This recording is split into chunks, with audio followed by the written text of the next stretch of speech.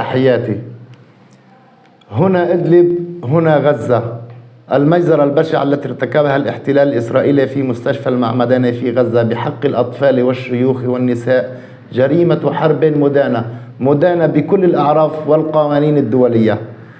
إنما يتعرض له المدنيون في غزة من قصف همجي ومجازر يومية وحصار خانق وقطع للماء والكهرباء يرقى لإبادة جماعية بحق المدنيين. وعليه إننا في القطاعات الطبية في الشمال السوري المحرر نعلن تضامننا الكامل مع أهلنا المكلومين في غزة. رسالتنا إلى المجتمع الدولي: قوانينكم مجرد كذبة مفضوحة. إن قصف المشافي جريمة حرب.